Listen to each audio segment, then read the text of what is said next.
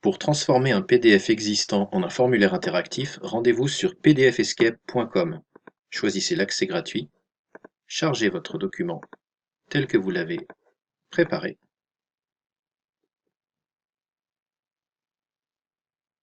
et commencez la modification.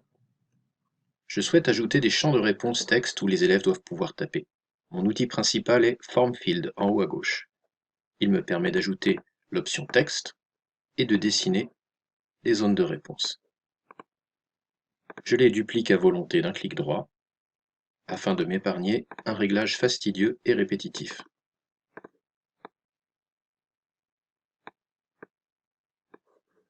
Les champs de réponse sont prêts. Je souhaite pouvoir offrir ici un champ de réponse mais avec une liste détaillée de propositions. Ici, il s'agit de pronoms personnels. Dans ce cas, je choisis également mon outil FormField, mais au lieu de prendre texte, je sélectionne Dropdown. Je dessine la zone de réponse, qui s'affiche ainsi, et d'un clic droit, j'édite ses propriétés.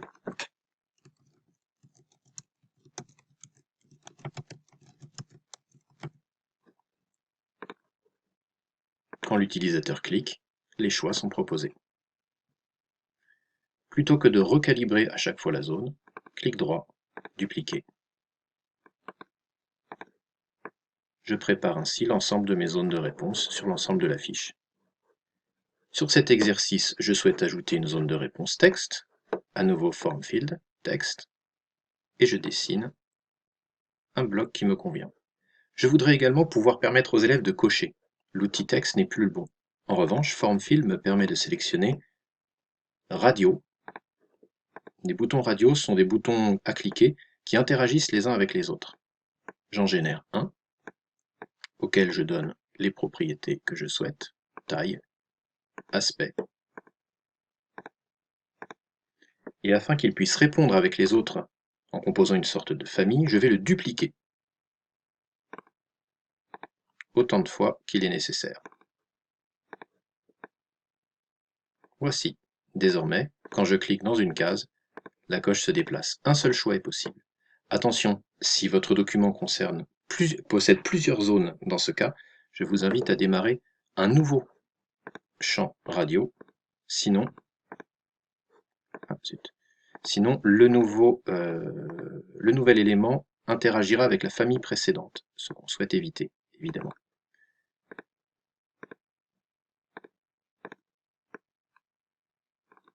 Duplication, autant de fois que nécessaire.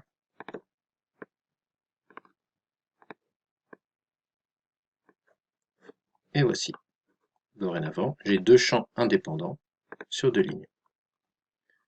Certains exercices ne permettront pas des modifications, comme celui-ci, le premier avec les cases à relier. L'outil ne permet pas de donner la possibilité à un élève de tracer ses propres traits. Donc, il vous faut soit imaginer une autre variante de consigne du type choisis le numéro de la proposition avec une liste déroulante, ou bien carrément effacer l'exercice pour le remplacer. Pour cela, vous avez l'outil Whiteout qui vous permet de poser un blanco, littéralement, sur tout ou partie d'un exercice. Vous avez également un outil intéressant sous la forme Link qui vous permettra d'ajouter plus tard un élément cliquable.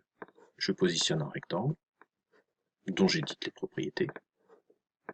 Je vais ajouter par-dessus une invitation à me faire parvenir le travail fini.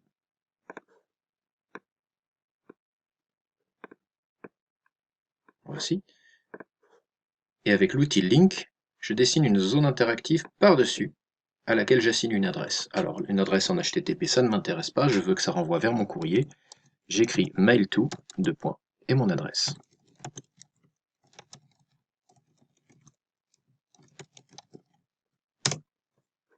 Voilà, mon travail est terminé. Il est prêt.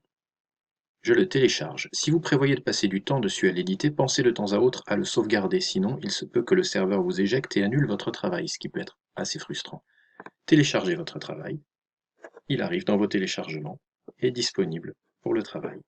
Voilà. Voici le travail tel qu'il se présente dans Adobe Acrobat Reader sur un PC.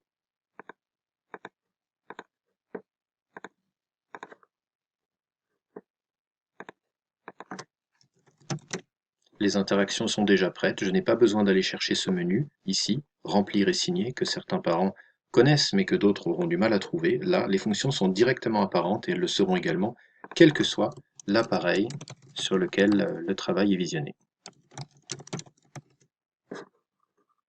Ma zone interactive, que je teste, vous voyez, le doigt change d'aspect, écris-moi, et s'ouvre une fenêtre de dialogue avec mon logiciel de messagerie habituel, ici Outlook, qui est prêt à rédiger un message avec l'adresse pré-remplie. Voilà, j'espère que ce tutoriel vous aura été utile.